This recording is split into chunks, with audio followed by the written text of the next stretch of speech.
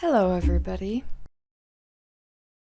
Hi guys, welcome back to my YouTube channel. If you are new here, hello, my name is Carly Gifford, and on Mondays, Wednesdays, and Fridays, and every now and then, Tuesdays and Thursdays, I post sit-down videos talking about essentially whatever I want, whatever is on my noggin for the day, but typically I stick to topics like true crime, TikTok drama, celebrity scandal, influencer beef, stuff like that. Normally it's stuff that really just doesn't have any sort of effect on our normal day-to-day lives. Lately it's been just a lot of TikTok drama because those videos seem to do the best on my channel, so that's kind of what I've been sticking with lately. Now, typically before every video, I tell you guys which chapstick or lip balm I'm using and what I'm drinking. Well, right now I am drinking a iced chai latte, and I'm using my favorite little fruit cup that I thrifted, which is so fun. I actually got 2 of these. If I could get more, I think I would, but I have like a very assorted set of glassware, just cool designs and stuff that I like personally and ones that I typically thrift. Now, the lip balm that I'm using is the Tower 28 SOS Lip Softy. I really like this formula. I don't like the applicator. It's like the Carmax lip stuff that's like this. It's like that kind of applicator. It doesn't contour to your lips at all. It makes it a little bit more difficult to put on, but it is easier to sort of spread around with that sort of rounded top. So I don't know, I guess that's good. But like I said, overall, I really like the formula and it's really helped my lips a lot. So I don't know. This other dog that's running around, this is not my dog, this is a friend's dog. Her name is Danny, and she's just gonna be spending a couple nights with me while my friend's out of town, so she's making a little cameo in today's video. All right, let's get into it. All right, so today we are talking about Emily Norling and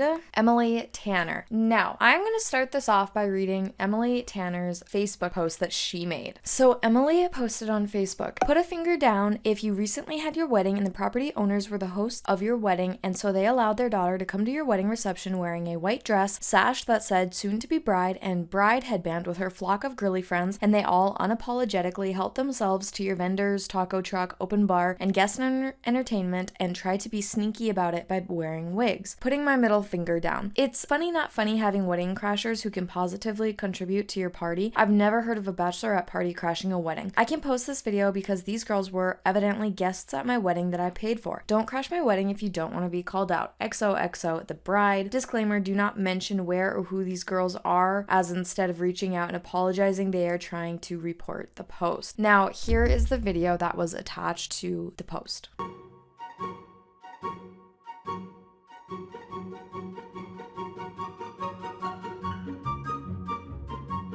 Now, Natausha's parents do in fact own the venue that the wedding was held at. Emily knows Natausha and her family, so she sent Natausha and Natausha's mom, Christy, an invite to her wedding, and Natausha was like, "Hey, like, so nice of you. I'm sorry I'm not going to be able to make it. My bachelorette party is actually going to be that night," and then the next week was her wedding. So Natausha's wedding was a week after Emily's. Leading up to Emily's wedding, she is sort of a family friend. My father actually rented to her at one point, and so she reaches out to my family because she wants to use my family's venue for her wedding space. And my family decides to give her an extremely good deal to use the venue space that we have. And, you know, Emily was really cool about everything before her wedding. I had even spoken to her the day before her wedding, and she congratulates me on my wedding that I'm about to do the week after hers. You know, she knows that I'm having my bachelorette party that weekend, that she's having her wedding. She invites my mother and myself to her wedding. Now, Natausha's apartment is like above the venue. It's upstairs. So in order for her to leave with her friends for her bachelorette party after they got ready at her apartment, was they had to walk down and through the venue, down the driveway to get to their Uber. So they had to walk right through like the wedding reception kind of area. So as they were on their way out, she was in fact wearing a white dress. But what everyone does not know is where Emily is having her wedding. So where the venue is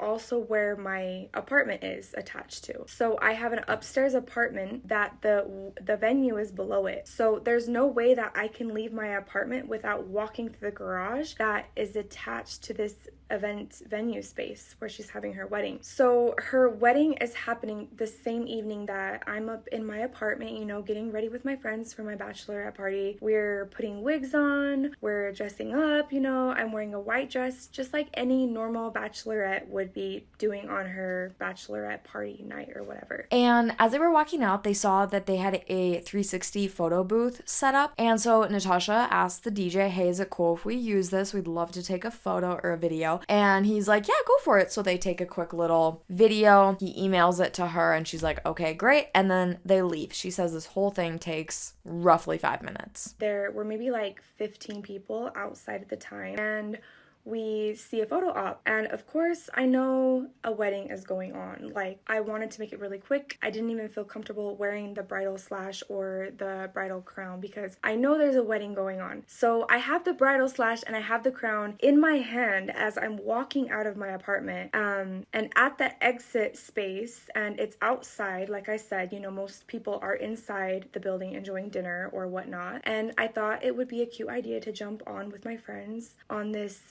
revolving photo op. And I asked the DJ says, yeah, sure, jump on. Like, I only put the bridal slash and the crown on once I was actually on the prop, the revolving prop. So then, after like all is said and done, the video of course gets posted online because it was taken at the booth.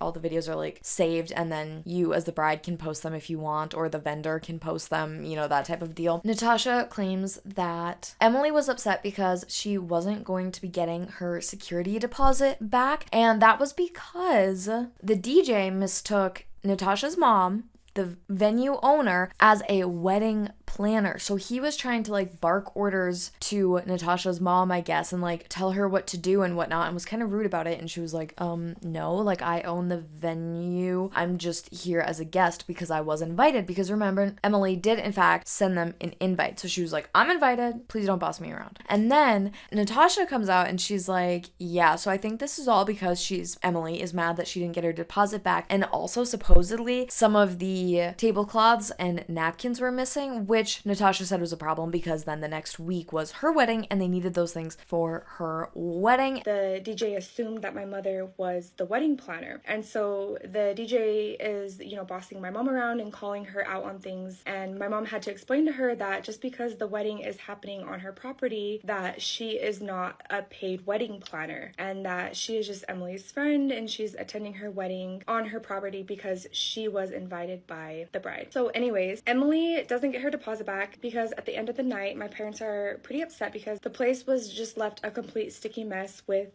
the venue, and the negotiation and how Emily got a really good deal for the venue was that she and her people or her guests or whoever was there to help her, they were supposed to help clean the space up after they got done using it. And not only did they not clean thoroughly like they were supposed to, but we had tablecloths missing, we had some wedding decorations missing, which were supposed to be used in the following week because I was getting married. So my mom was a bit stressed about all of that. You know, she approached Emily through texts about these decorations, and Emily wasn't giving much feedback, or she didn't seem, you know, she didn't really care. And so my parents decided to keep her deposit, as they should, because they not only had to clean, but they had to replace certain decorations in a very short span of time for my upcoming wedding. And that was essentially the drama. Like, that was just kind of it. Natausha's like, yeah, this is all over her not getting her deposit back. However, all of this, like,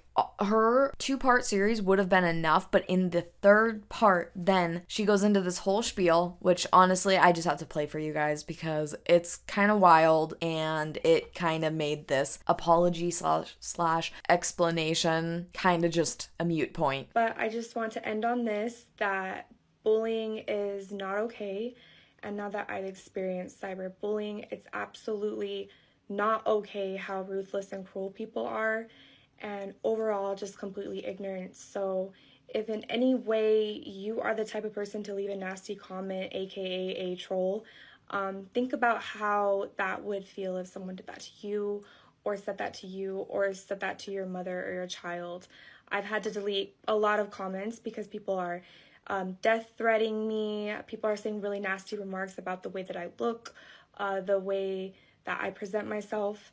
It's just irrelevant things, and it just really goes to show that people don't enjoy their lives because they have to sit and go comment and go cause drama and bother other people when there's literally so much that you could be doing out in the world. There's literally so many things that you can be helping with in the world instead of being on someone's page and being so consumed by this story that's being exaggerated because it's fueling this reality TV drama series. I don't understand it. I'm thankful that I don't have to be asleep to that kind of stuff. I don't even watch reality TV because to me it's dumb, and I really enjoy my life, and I mean, make me the villain out of it. Like, I'm sorry that I don't fit the norm of everyone, and I'm not consumed by reality TV and the drama that's happening and the politics and all this nonsense. Like, I love my life, and I just hope that you can love yours too.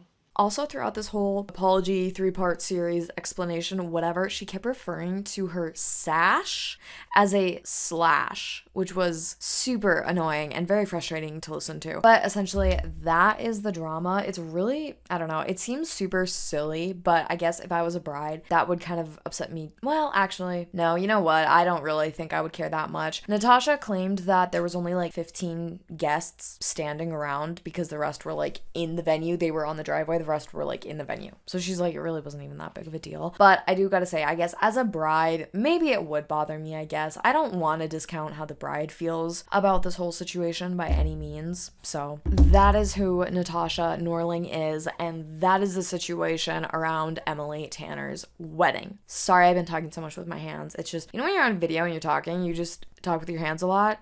It's really annoying. But also my nails are getting really grown out, so that makes me feel a little bit more, you know, expressive, I guess. I don't know. Anyways, that's it for me today. I hope you guys enjoyed this video. If you did, please be sure to give it a thumbs up down below. Leave a comment how you think about, or how you feel about this whole situation. I'm interested to hear your guys' take. Don't forget to hit the subscribe button, and I hope that you guys had a fantastic and safe Halloween, and I hope that this weekend is equally as fun and safe for you. Bye, guys.